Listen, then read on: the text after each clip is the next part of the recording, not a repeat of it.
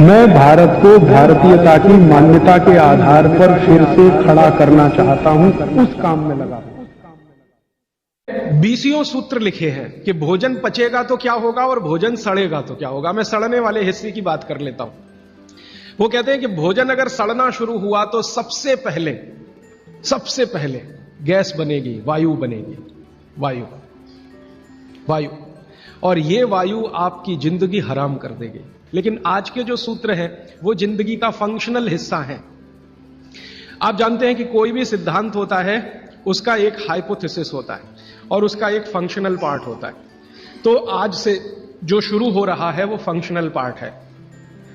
इस functional part में सबसे पहला सूत्र बागभट्ट जी का। बागभट्ट जी के लिए उनके 7000 सूत्र सभी महत्व के हैं, सभी महत्व के। उन 7000 में से मैंने कुछ चुनकर निकाले हैं जो मुझे लगता है 2007 के हिसाब से बहुत महत्व के हैं। हो सकता है 3500 साल पहले कोई सूत्र बहुत महत्व के हों और अब 2007 में हमारी जीवन शैली के हिसाब से वो उतने महत्व के ना हो, क्योंकि बागभट्ट जी ने जिस जीवन शैली में रहते हुए वो सूत्र लिखे हैं वो ऋषि मुनियों की जीवन शैली है। आपकी जीवन शैली और ऋषि मुनियों की जीवन शैली में थोड़ा अंतर है। तो आपकी जीवन शैली के हिसाब से मैंने जो सूत्र निकाले और जिनको मैं महत्व का क्रम देता हूं उसमें सबसे पहला सूत्र, संस्कृत में वो कहते हैं कि पेट जिंदगी भर आपका अच्छा रहे, दुरुस्त रहे। इसका मतलब यह है कि आप जो कुछ भी खा रहे हैं उसका ठीक से आप पाचन करते रहे। वो कई बार ये लिखते हैं अपने सूत्रों में कि खाना महत्व का नहीं है, खाने को पचाना महत्व का है। आपने खाने को खाया ये इतना महत्व नहीं है, जिसको आपने खाया उसको पचाया ये ज्यादा महत्व का है। क्योंकि भोजन पचेगा तो रस बनेगा, उसी रस में से मांस, मज्जा, रक्त, मल, मूत्र, वीर्य, मेद ये सब बनेगा, अस्थियां बनेंगी और वही आपके शरीर के लिए आगे जीवन में काम आएंगी। तो खाया वो महत्व का, उससे भी ज्यादा महत्व का खाया हुआ पचाया। तो वो कहते हैं कि पेट हमेशा दुरुस्त रहे, माने पाचन क्रिया आपकी हमेशा अच्छे से चलती रहे। इसके लिए पहला सूत्र उन्होंने लिखा भोजनांते विषम वारी। ये पहला सूत्र मेरे हिसाब से, उनके हिसाब से नहीं, मेरे हिसाब से पहला सूत्र भोजनांते विषम वारी। इसका सीधा सा अर्थ है भोजन के अंत में पानी पीना विष पीने के बराबर है। सूत्र ये है भोजन अंते, भोजनांते। आप जानते हैं संस्कृत में मिला के कहने की परंपरा है। भोजन अंते माने भोजन के अंत में, भोजनांते विषम वारी। विष समझते हैं आप, जहर, जहर जैसा क्या है? पानी।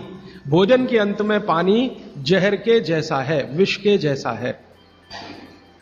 यह सूत्र है। अब इसको थोड़ा व्याख्यायित करता हूं ताकि समझ में आए। भोजन के अंत में पानी विष के जैसा है, ये बात वो कह रहे हैं। इसको समझना चाहिए कि क्या कह रहे हैं। सूत्र उतना ही है, समझने के लिए मैं आपको बहुत उदाहरण दूंगा ताकि आप जल्दी पता कर पाए। बागभट्ट जी ने एक सूत्र में ये कहा है कि हमारा जो शरीर है इसका जो मुख्य स्थान पेट है, इसमें एक स्थान होता है पेट के अंदर, नाभि, लेफ्ट साइड में, नाभि से थोड़ा ऊपर जहां मेरा हाथ रखा हुआ है, इस स्थान को कहते हैं जठर। संस्कृत में कहते हैं जठर, हिंदी में कहते हैं आमाशय। जठर, आमाशय, अंग्रेजी में चाहे तो एपिगैस्ट्रिकम। तो ये जो जठर स्थान है, बागभट्ट जी कहते हैं कि इसमें अग्नि प्रदीप्त होती है, उसी को कहते हैं जठराग्नि। जठर अग्नि, जठराग्नि। तो वो कहते हैं कि जो आपका जठर स्थान है इसमें अग्नि प्रदीप्त होती है और भोजन जो कुछ भी आप करते हैं वो पहले जठर में ही जाता है, आमाशय में इकट्ठा होता है, वहां अग्नि प्रदीप्त होती है। वो अग्नि भोजन का पाचन करती है। यह है महत्व की बात। अब अग्नि प्रदीप्त हुई, आपने भोजन किया, अग्नि प्रदीप्त हुई। और बागभट्ट जी इसके लिए एक सुंदर श्लोक लिखा है, लंबा है लेकिन हिंदी में बताता हूं। वो ये कहते हैं कि खाते ही अग्नि प्रदीप्त होती है, ऐसे ही जैसे आप बिजली के स्विच को ऑन करते ही लाइट जलती है। ये ऑटोमेटिक है, अपने आप होती है।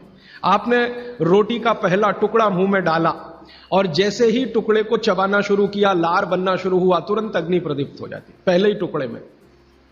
तो ये अग्नि प्रदीप्त हुई।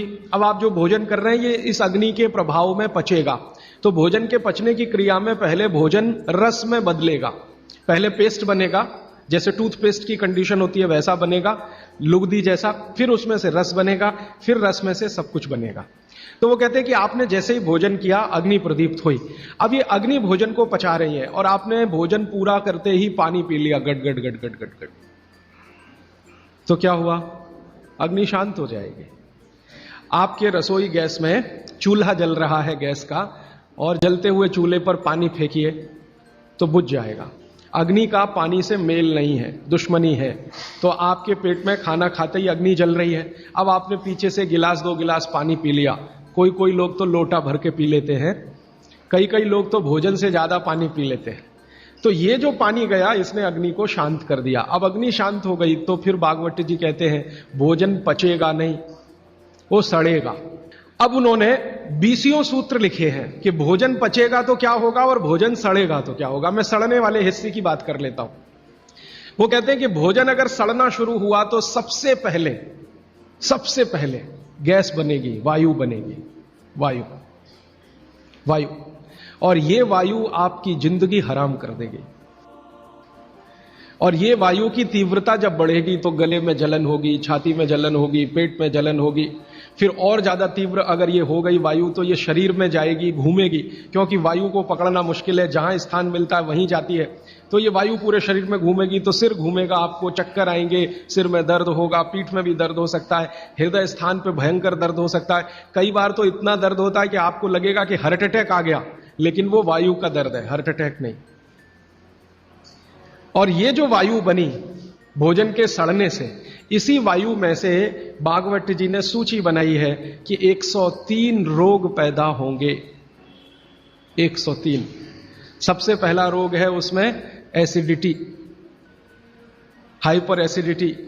ज्यादा दिन अगर आपने ये चक्कर चलाया पानी पीने का तो अल्सर, पेप्टिक अल्सर, और ज्यादा दिन चक्कर चलाया तो बवासीर, मूढ़व्याध, भगंदर, ये सब रोगों की सूची है। और अंत का एक रोग है कैंसर, कर्क रोग। 103वें नंबर पर उन्होंने लिखा है कर्क रोग।